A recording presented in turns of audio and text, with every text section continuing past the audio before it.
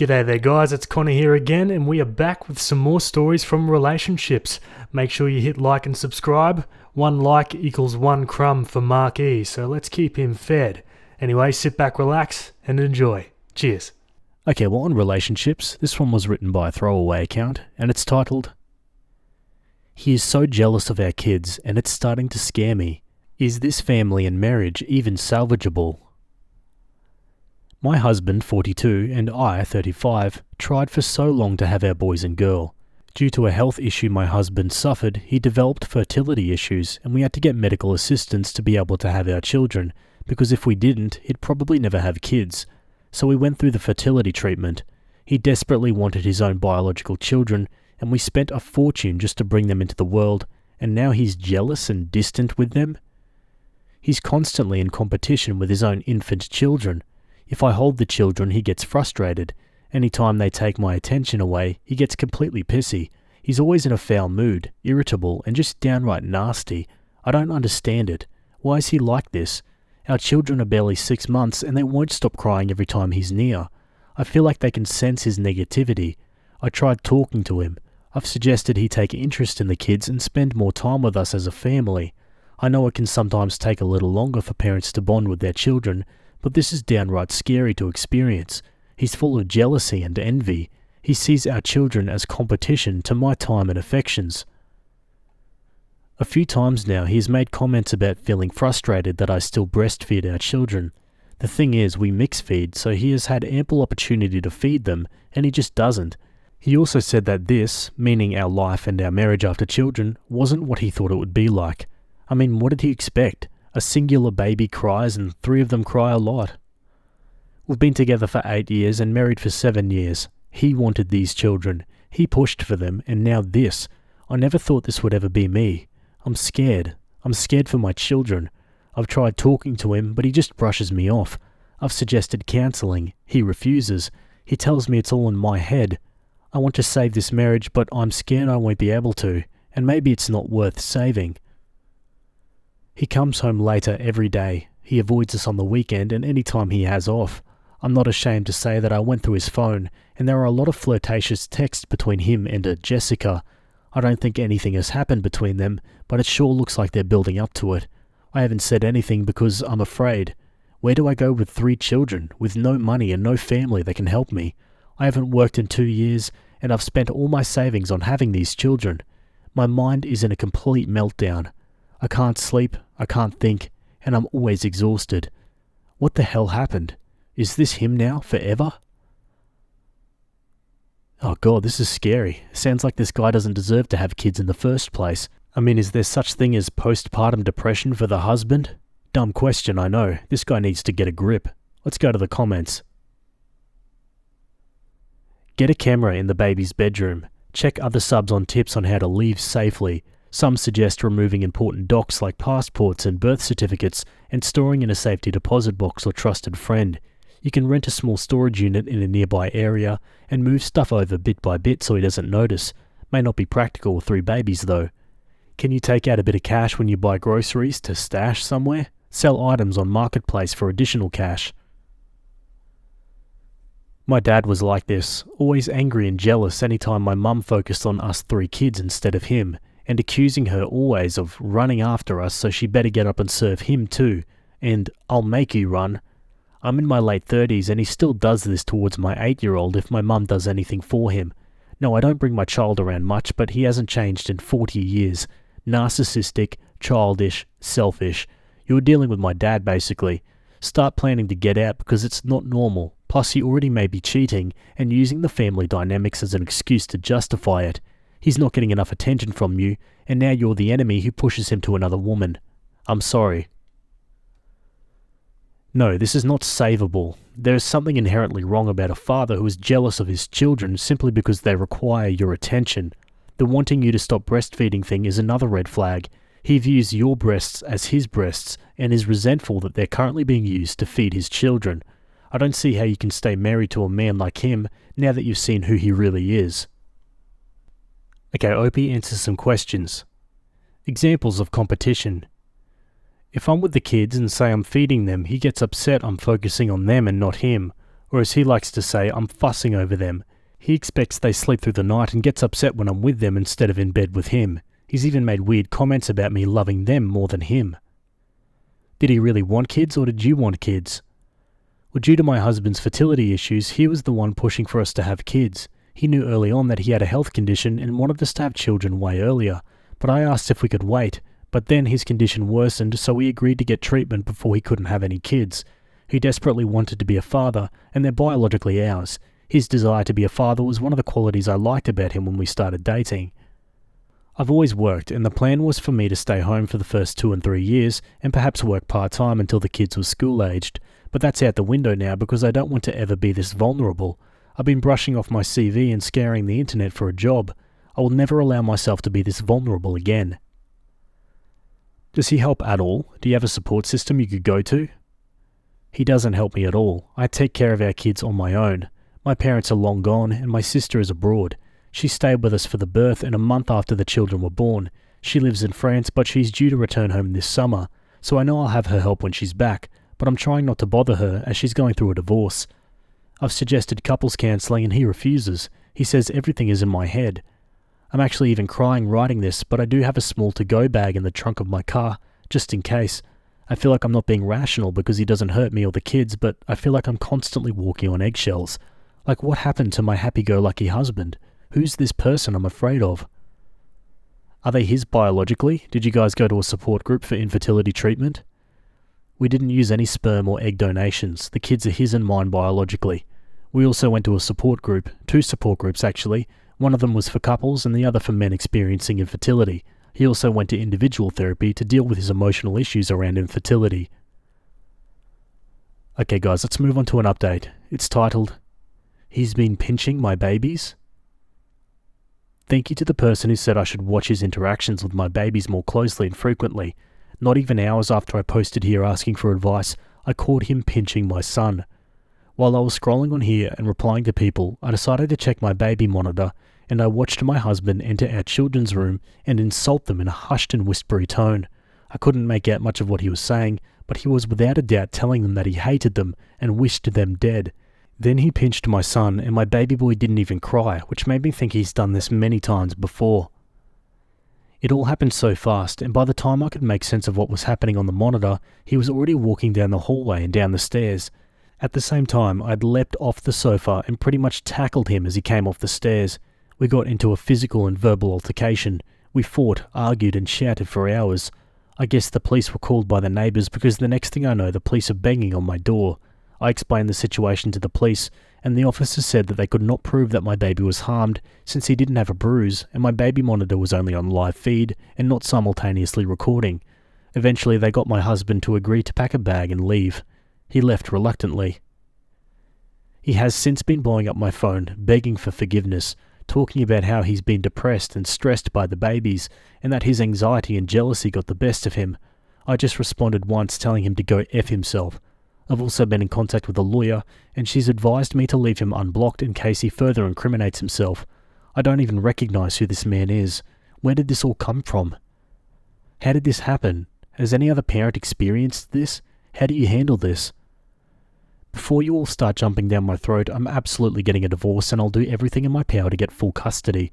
I did take my children to our family doctor and they're in good health and there are no other signs of abuse. I've filed a report with the police and my lawyer is dealing with it. I'm also about to start the process of divorce. One comment says, he just wants more and better access to his victims. This is someone who gets off on hurting children. Actual human beings who are stressed and depressed do not sneak around abusing children for their dopamine hits. Opie says, exactly. I'm tired, stressed, depressed, and I'm physically still not fully healed from the pregnancy and the cesarean birth, but not once have I thought of hurting anyone, let alone a baby. I don't buy his bullcrap excuses. He clearly knew what he was doing was wrong, otherwise he wouldn't have been sneaking around and being all hush-hush. I do not believe him for 1 second. He's a goddamn beastly man. Someone says to update the monitor to one that records. I've set the monitor up to record now. I've also ordered a home security system and will be installing it real soon. On what Opie is doing to protect them. I'm doing everything I can to protect them. This all happened a few days ago, but I'm in the process of getting a temporary restraining order. My lawyer is handling it, and I understand it takes some time to actually get one, and in the meantime I've been advised that I can just deny him visitation until he gets a judgment from the courts that forces me to grant him access to my babies, but that takes time, so in the meantime he can't force me or my babies to see him. I've recorded every call and saved every text, literally documenting everything. Thankfully, he's saying and texting a goldmine of incriminating things that I hope would be sufficient information for a judge to give me and my babies a restraining and protective order, and for family court to grant me primary and sole custody. Did you tell him you saw the pinch? Yes, he at first told me I was imagining things, then switched to saying he was just frustrated our son wouldn't go to sleep. Then he started saying that he was angry that our son was interrupting our personal time and that he was doing it on purpose because the other babies were asleep, so why wasn't he? Honestly, nothing he says makes sense to me. Like my baby boy was just laying there sleepy, and he would have fallen back to sleep by himself. That idiot actually woke him up with his pinching and insults. He said he went into their room to check up on them, and I call bullcrap on that. He went in there to torment my children. Who in their right mind whispers death to 2 sleeping babies and another half-asleep baby?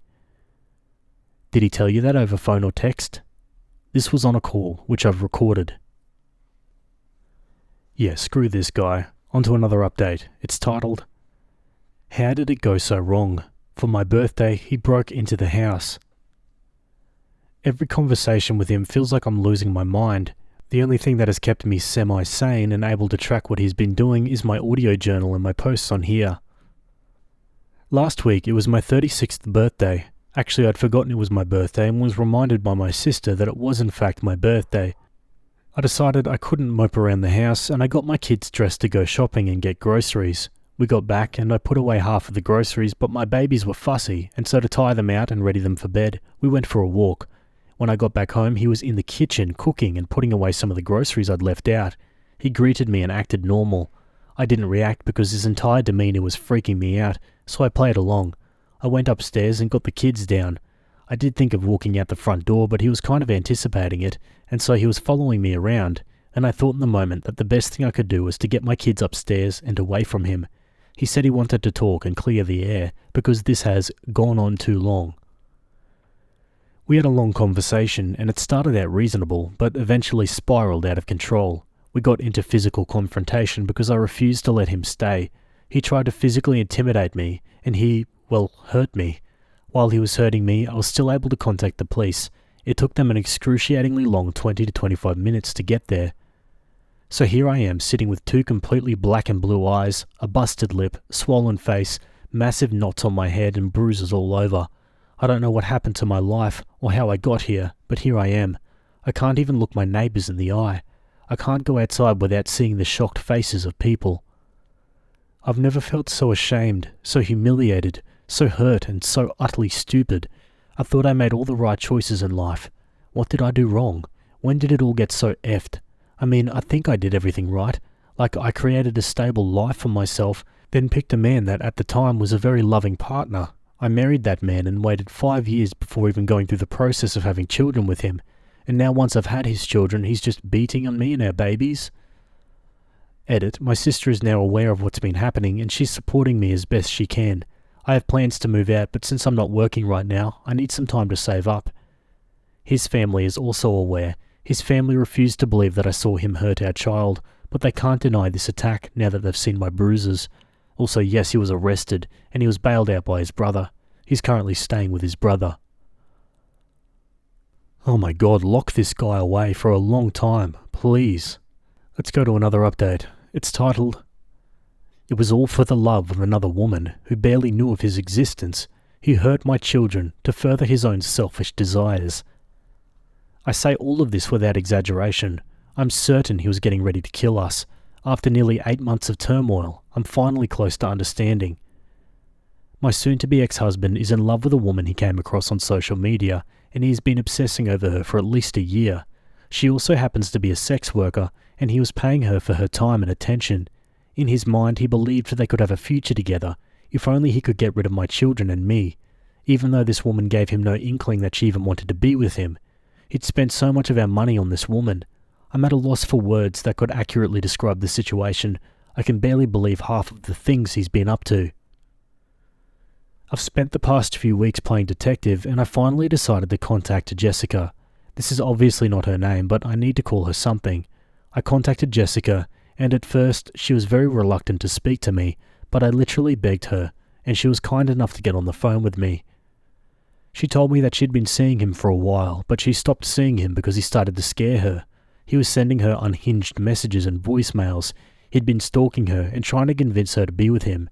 Jessica eventually stopped seeing him and had him blocked, and I guess this is when he started to escalate from emotional abuse to physically abusing my children and myself. He was looking for a way out, and in his crazy mind, killing us would free him, because the only reason Jessica wouldn't be with him was because me and my children were in the way. During our long call, I also explained to Jessica what had been happening to me, and she was genuinely kind and helpful. She also agreed to speak to my lawyer and to send them the thousands of unhinged texts, voicemails and voice notes he'd sent her. For a little while after our conversation, a part of me genuinely hated Jessica and wanted to blame her for everything, but the rational part of me pushed out those unreasonable and dangerous thoughts, especially after I read his disturbing texts and heard his voicemail and notes to Jessica. She has also been victimized by him. Honestly, there is nothing like listening to your husband and the father of your children talk about how you and your children mean nothing to him and how he wishes you were dead. He could have just asked for a divorce or just got up and left. I sent him a few texts asking him why. This was a one-time thing, and since then I've stopped all contact. Why do all of this? Why torment my babies? Why not just walk away? He responded with a message saying any conversation between us should be through our lawyers. His parents have him lawyered up. They know what he's been up to and they've chosen to protect him. His father came to see me and in a not-so-direct way suggested he could pay me if I stopped talking about what his son has done and was planning on doing. Ever since he broke into the house and pretty much tried to kill me, I've told anyone who'd listen what he has done. At this point, even his colleagues know. And so they should. This sounds eerily similar to the Chris Watts case. Opie adds some more comments. I have emergency custody of my kids and a protective order. I'm in the process of getting 2 trained guard dogs. Haven't gotten very far though, and I have a security system. I'm also seriously considering a gun. More than seriously, actually. I've applied for a permit. Of course, I do plan on taking lessons in gun safety and training. Someone says, be careful with the dogs. He may just kill them. He probably would, but the few seconds to minutes he needs in order to do that is perhaps the chance I need to save my children and myself. This may seem horrible to you, but I'd rather have them as a buffer than my children getting harmed. I of course don't want this to happen, but I'm in a situation now where I need to do everything I can to protect my children. His parents. Oh, they really are idiots and refuse to believe their precious son could ever do the things he's done, despite the fact that I installed security cameras after I caught him abusing my babies, and despite the fact that my neighbours have signed witness statements attesting to the fact that they saw him break into my house and attack me. They've seen the police report. They've seen the pictures of my battered face and bruised body. They're feigning ignorance, but they know, and I know they know. You don't want to give him ammunition in the divorce? Maybe stop telling people. Actually, me telling people has been the best thing I've done so far. It's what has kept me safe. My neighbours now look out for his car and call the police if they see he's anywhere near the house. What was he like before all of this? Were there any signs? We've been married for nearly 8 years. We'll actually be 8 years and 2 months. We never had any issues. Sure, we had minor squabbles, but that was few and far in between. Never did I have any issues that would lead me to think that he'd try to hurt us, let alone kill us. It was during my pregnancy and birth that he became verbally and emotionally abusive. This is also the time period he met Jessica and started fantasizing about running away with her. He was angry and jealous that my attention was more on the pregnancy and the babies, and this built resentment towards me and my children. It also pushed him more into his obsession with Jessica, and when he was also rejected by her, he spiraled into this insane mindset. At the same time, he escalated into verbally and physically abusing our infant children, and when I found out he hurt my children, I attacked him. I caught him hurting my son, and we physically fought, and my neighbours called the police and he was escorted out of the house. Then he came back and broke into the house. He attacked me and beat me into a bloody mess. He was arrested for this. I've since attained a lawyer, and I've been granted emergency custody and a protective order. Again, why isn't he in jail? He's out on bail. Okay, on to an update 2 weeks later. My husband has been arrested for stalking and attempting to abduct his former mistress. Last week, Thursday, at approximately 2 a.m. in the morning, my husband of nearly 8 years was arrested outside of Jessica's house. the sex worker he met online and used to pay to spend time with him until he started to creep her out by his stalking and obsession. When he was arrested, they found in his trunk small baggies with drug residue, and they also found tools of abduction. I honestly do not know what these are exactly. My soon-to-be ex-father-in-law called me at around 4:45 and 4:50 a.m. to tell me that his son was arrested. My father-in-law was the one who used the term tools of abduction. When I asked him what the hell that means, he said he didn't have time for my interrogation tactics. He then asked if I could help him find a lawyer for him and to stand by his son throughout all of this. When I said to him, "How the hell am I supposed to find a lawyer this early in the morning?" he lost his crap and then was just screaming. My soon-to-be ex-mother-in-law took over the phone, telling me that I'm a goddamn bee and that all of this is my fault. I hung up before she could say anything more. I never knew this man to take drugs. Sure, he drank occasionally, but hard drugs? I honestly don't know what's happening anymore or how I got here. I mean, it does make sense he was on cocaine the past 7 or 8 months now that I look back at things. I mean, I don't even know anything about drugs to be able to recognize the behavior pattern, but once I researched it, it seemed clear. The moodiness, the disappearances, the lies, the anger, the sudden outburst and the violence, it all points to drug usage, as well as him being an abusive piece of crap. His parents and the rest of his family had called and texted me so much abusive crap, and they occasionally switched to begging me to go see him or pick up his calls, but I've mainly ignored them. I don't have the time, the energy, or the love that is needed to be there for this man and his parents. I've given him 8 years of my love and affection, and he spat it back into my face during the hardest and most vulnerable time of my life. Also, why would they think I'd help him after everything he's done, especially since I think he deserves to be in jail for not only hurting my children, but also for hurting myself and Jessica. I hope and pray he's jailed for the rest of his natural life. I mean, I've tried being a good wife, but he has attacked my children. He has attacked me. He has lied and tormented us, and I'm supposed to help him? I don't even know how I got here. How did we get here? I've packed everything up and I'm leaving. I'm disappearing with my kids, and anything else between me and these people can be handled through my lawyer. The only person who knows where I'm moving to is my lawyer and my sister. I mean, what else can I do to protect my children? His entire family blames me. And how do I keep my head high when I'm now being treated like I'm an evil and disgusting person by pretty much everyone I once called a family? These people are trying to destroy me inside and out, and I don't know how to survive them. How am I supposed to rebuild my life when they won't stop tormenting me? In less than a year of their birth, I've managed to fail my children. Oh geez, what a horrific read. That's all we've got so far for that one. Man, the absolute gall of the parents as well. Like, what enabling pieces of crap. How can you stand by your child like that when they're literally threatening to kill their own family? Like, what point does it have to get to acknowledge the fact that your kid is a serious threat? It's just frustrating, man. Anyway, I think I'm going to go out into the balcony and have a cold glass of water after that one. I suggest you guys do the same. Anyway, you know the drill. Let me know your thoughts down in the comments. Okay, well, on relationships, this one was written by a throwaway account, and it's titled, "My fiancé slept with my sister. Heartbroken and devastated. I can't move on." Hi Reddit, I'm posting here in the hope that someone can give me some advice, share their experiences. I don't know, I'm just completely at a loss. I feel like my heart has been ripped out. My fiancé, let's call him Jake, and I have been together for 7 years. I don't know a life without him. I met him at university, we stayed together past graduation, and moved into a flat which we bought together 2 years ago. He proposed last summer, and we were set to wed in July 2017. We have had very few problems until now. And yeah guys, this story is a bit of an oldie, as you can probably tell from the dates. My sister, let's call her Sarah, is an extremely volatile person. Growing up, I doted on her completely, but she had a lot of personal issues that made our home life turbulent. Her childhood was very different to mine. My parents had very little money. They were on the brink of a divorce. My dad was physically violent on a number of occasions. Whilst things improved drastically in the years after I was born, she has an abundance of problems that stem back to this. My parents feel a lot of guilt about Sarah's upbringing and used to let her get away with some shocking behaviour.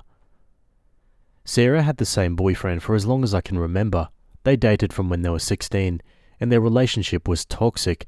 They habitually broke up and got back together. When they were good, they were crazy in love, but more often than not, She would have these insane arguments, sometimes physical, with him, then take out her frustrations and despair on myself and my parents. I remember spending many nights lying by her side in bed while she cried so hard she would retch. After their arguments, she would throw plates and glasses at the wall, hit herself. Sometimes she would hit me and my parents too. It was like he was a drug to her, and she was emotionally stunted and didn't know how to see anything past their relationship. 2 months ago, her boyfriend called things off for good. I don't know what gave, but after nearly 2 decades together, he finally had enough. He booked a one-way ticket to another country, changed his number, deleted all social media profiles, and essentially disappeared from Sarah's life. To this day, she still won't explain what caused this, but it was long overdue. To say Sarah was devastated is an understatement. She moved out of their shared rented apartment and in with my parents. I would visit her most days after work, where she would flit in between explosive rage to an almost catatonic silence, staring at the wall with tears streaming down her face. At one point, we were all extremely worried she might seriously harm herself and organised for her to see a therapist, something I'd suggested for years. Of course, she backed out days before her appointment, and there were no consequences. She is, after all, a grown woman. She just hasn't changed emotionally in the entire time I've known her, and still acts like a teenager. 2 days ago, I went to visit Sarah, who was in bed in her darkened room. I let myself in and attempted to speak to her, telling her about my day at work. She immediately exploded, screaming at me, throwing her pillows across the room, crying uncontrollably. She told me life was unfair, that I had everything and she was left alone to rot, that everything wrong in her life was because she was a bad person. She hurt her boyfriend, she drove him away, she's ruined our family. She banged Jake and didn't even feel guilty at the time. I initially thought I'd misheard her, but then she said it again. It was like she'd poured a bucket of ice water over me. I silently left, shaking. When I got home, Jake was there, watching TV. It came out of my mouth the second I saw him, and I could see in his eyes it was true. He broke down and told me it happened 3 years ago. Sarah had another blazing row with her boyfriend and decided to drive around to Jake's looking for me. I was at our parents' at the time, and Jake attempted to pacify Sarah. He comforted her while she sobbed in his arms, and one thing led to another. They had sex. I packed an overnight bag while he followed me from room to room, sobbing and telling me it was the worst mistake of his life, that he still has no idea how it happened, that he felt unbelievably guilty the second it was over, that it feels like it wasn't even real. I left him in the doorway begging me not to leave. I've checked into a hotel and have switched my phone off. I don't know what to do, who to tell, where to begin. I feel sick, like this is a bad dream. My heart feels like it's been ripped into a million pieces. For all of Sarah's faults, I love her more than anything. It's the 2 people who are more to me than anyone else in the world. How the hell do I move on from this? I feel like I'm in a bubble. I don't know what's going on in the outside world. All I do is cry and sleep in this room. Someone please help me make sense of this. Wow, imagine that. The ultimate betrayal from 2 people you love the most. I'm really not sure if I'm in any position to give, solid advice here. Let's go to the comments. To me, the most important part of this story is that she chose to tell you, right now, not 3 years ago, right now. Why?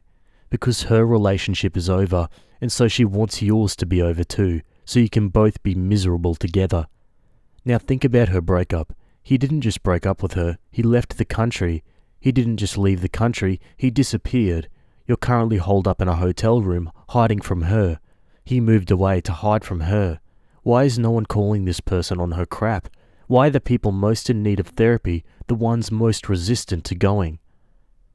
In your situation, I would do this. Tell your parents matter-of-factly what happened. Tell them you don't feel comfortable returning to their home until they draw a harder line with forcing her to seek some kind of counselling. If she did this to you, she did things that are much worse to her ex-boyfriend and stands to do even more horrible things to your parents. They need to act now. She may be an adult, but she behaves like an adult with a profound personality disorder. She may never admit this, but with a little luck, she might find a counsellor who can help her contain it. Your boyfriend is a separate issue. This happened 3 years ago, and it doesn't seem like he ever had any plans to tell you. This second part is far more problematic. So the question is, do you think you can ever trust him again?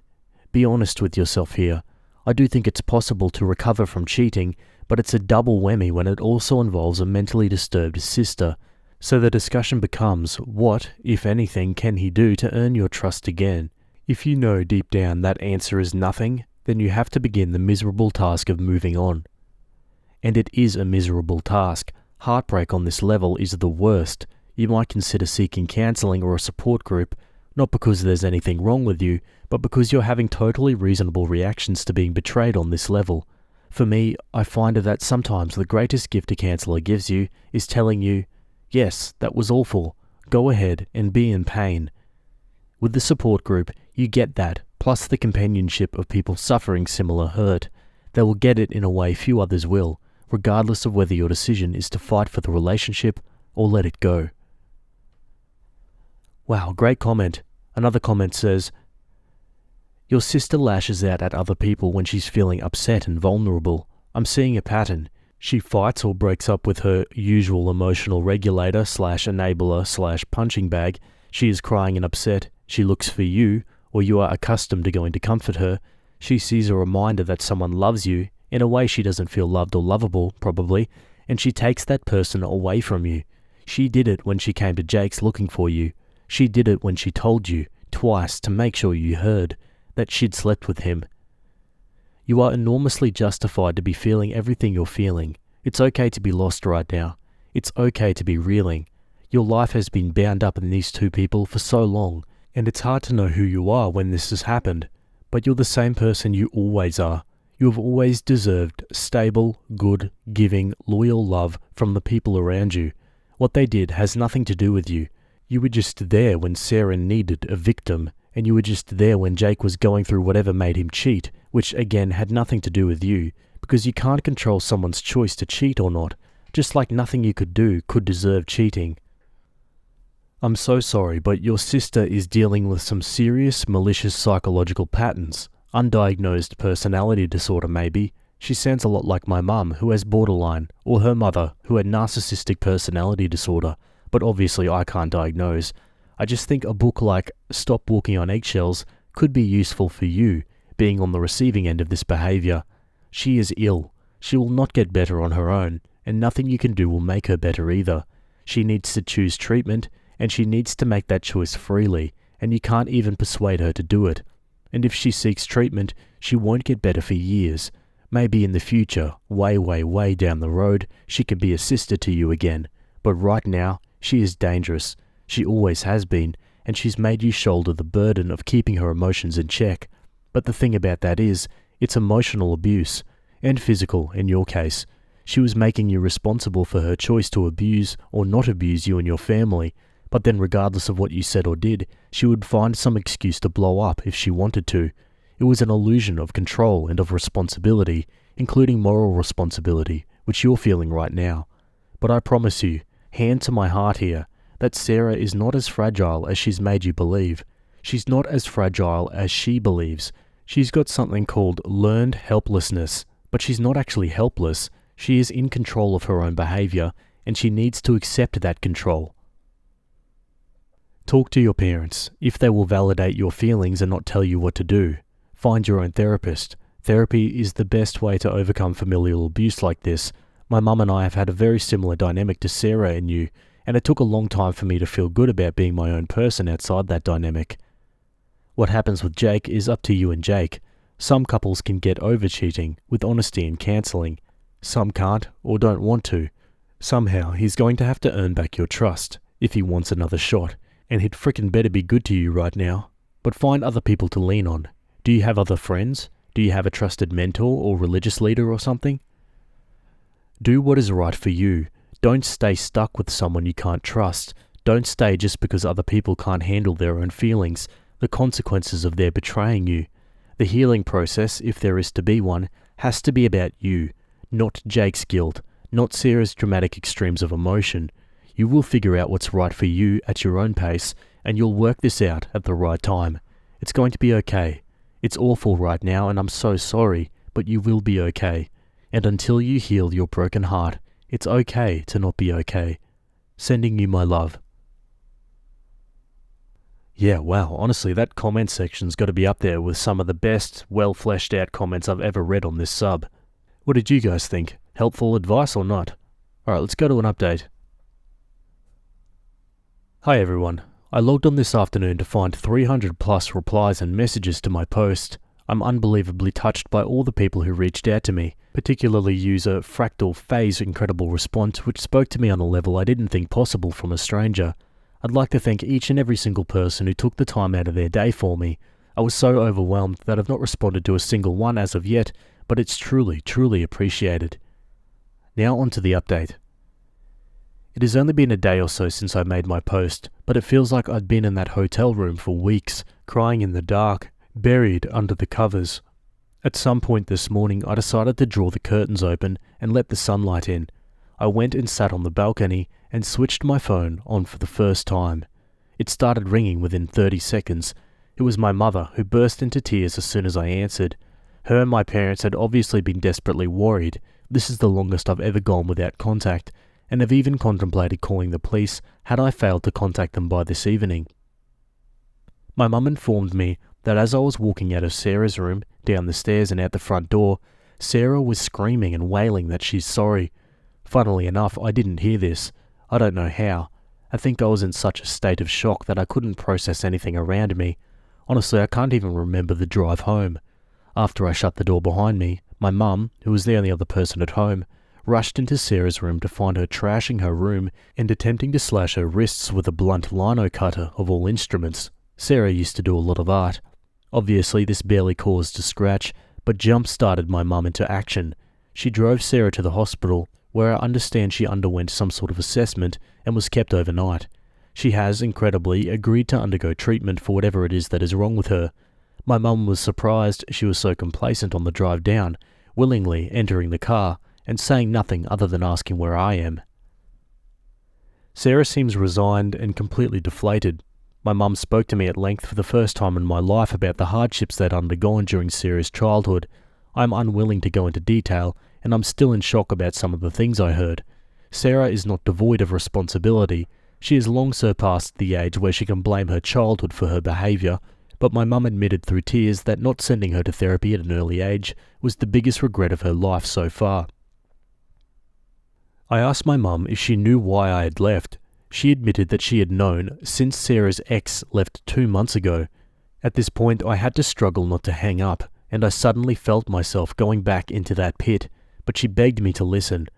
After her ex, Harry, I'm too drained to invent a name, hi Harry, left, Sarah told my mum exactly what had happened. It was not the reason for Harry's departure, although he did know about it. Rather, he had had enough of being Sarah's carer, and years of begging her to seek help had fallen on deaf ears one too many times. When Sarah informed my mum told Sarah I have to know immediately. Sarah refused to tell me, and I still don't know why she changed her mind in that moment. My dad doesn't know, for anyone wondering, and thinks I've left as I've also finally had enough of Sarah's behaviour. Now here is where the home truths came out. I asked my mum if she knew the details. She was reluctant to tell me anything, stating that it had happened and that was all I needed to know. But I told her I refused to step foot in the house until I knew everything. She then proceeded to tell me that a few months before they slept together, Sarah and Jake had kissed at my dad's 60th birthday party. It was a large family gathering with a lot of alcohol involved.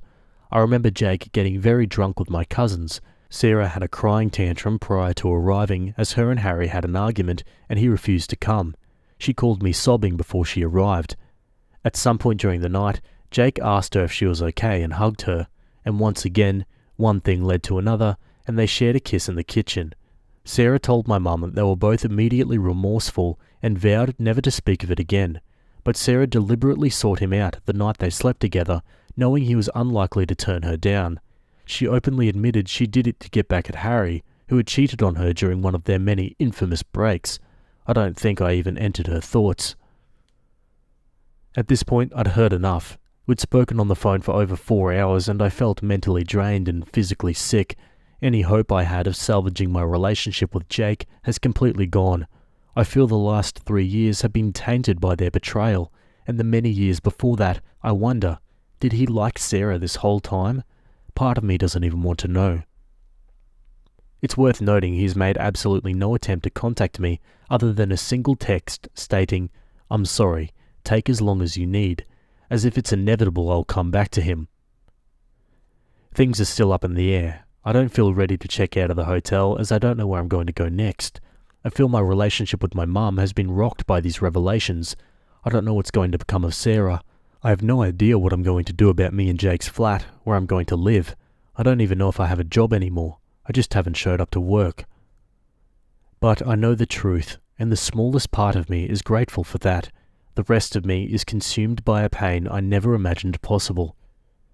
I guess there's nothing else to do now except wait and see how things unfold. But reading through your comments and messages have been more help than you can imagine. Thank you, thank you, thank you. And for anyone who has ever experienced symptoms like Sarah's or has been around someone who is so visibly troubled, I beg of you, seek help before it's too late. Okay folks, I'm moving straight to the final update. Hi everyone, I thought I would make a final update to my original post, as I've received a lot of messages over the last few days wondering how I am over the holiday period. Once again, I'd like to thank you all for the outpouring of support I've received over the last month. The number of messages, links to help, and offers for a shoulder to cry on were overwhelming and touching. I apologise if I never got round to replying to them all. The last few weeks have been a blur, but I'm eternally grateful nonetheless. So after my conversation with my mum, where I found out she'd known about Jake and Sarah, I went back to square one. I switched my phone off again and retreated back into my hotel for a further 5 days. From the comments on my last post, I should clear up one thing. My mum hadn't known about Jake and Sarah from the very beginning. Rather, Sarah had told her about it at the time of Harry's sudden departure, meaning she'd known a couple months before I did. Eventually, I decided enough was enough and decided to call work. My boss wasn't angry or even surprised to hear from me. My mum had called him after our conversation and told him there'd been a family emergency and I would be unavailable for the foreseeable future. He advised I take to the end of the week, but would have to come to a meeting if I required any more time off work than I'd already given myself. So my job was safe-ish, and I'm back at work and trying to get on with things. After this, I went back to my parents. Sarah was also home, but holed up in her room. I went in to see her and she was up painting. As a number of you guessed, she likely has borderline personality disorder, although my parents are waiting on a second opinion. She is going to counselling weekly and seems slightly better. She broke down in tears when she saw me and we had a long talk, where she spoke to me in depth about how truly consumed she was by her and Harry's toxic relationship. She understands it's for the best that it's over, but she describes the pain as unrelenting. It hurt when he was with me, and it hurts now he's gone. I know a lot of you will feel disappointed that I haven't cut her or my mum out of my life for good. I still feel resentment in the pit of my stomach when I think about it, but truly I blame Jake more than anyone else. Jake was with me for long enough to see some of Sarah's behaviour. She's not well, and he still chose to do what he did. It is a slow process, but she's my sister, and I can't cut them out of my life forever. It will never be the same again, but maybe that's a good thing. My dad, who had been newly informed on the proceedings, drove to my apartment and gathered some clothes and an overnight bag. Jake was not home, and my parents have not heard from him since I left. I have no idea where he is, and neither he nor his family have attempted any contact with me since this came out. His social media profiles have disappeared, and I've not attempted any contact with him, his family, or his friends. I began the slow process of telling my friends last week. I did not explain what happened, other than to say that Jake was not the person I thought he was. They have all assumed cheating, but there's no reason for them to know who was involved. I've switched back and forth between staying with my parents and sleeping at my apartment. I sleep on the sofa bed as the memories are too painful at the moment. I'm in the process of looking into selling the place. However, this means contacting Jake at some point in the near future, as the apartment is joint owned. I will cross that bridge when I feel a bit stronger. Christmas Day was a strange and sad one for both myself and Sarah, but we spent it as a family, and for the few hours we were sat around eating and watching movies, the pain was dulled, even a small bit. As we were flicking through the various movies and TV episodes we'd recorded, I came across a scene that stuck with me, a scene that ended with the words, La familia es todo. I still spend most days with a hole in my heart. It hurts more than anything I've ever felt in my life, but it's getting better. I know I've got a long way to go, but for the first time, I'm confident I'll get there. Thank you for reading, and here's to 2016. Here's to 2016 indeed. God, take me back. But yeah, I wonder how Opie's doing these days. I gotta be honest, I'm a little surprised that she's willing to reconcile with her sister. I can't imagine a betrayal like that would be easy to put behind you. I don't know, I feel like Opie's got a much bigger capacity to forgive than I would. What about you guys? What would you do? Anyway, that's it from me today. Hope you guys enjoyed that story. Thanks for making it to the end, and I'll see you all in the next video. Have a good day. Cheers.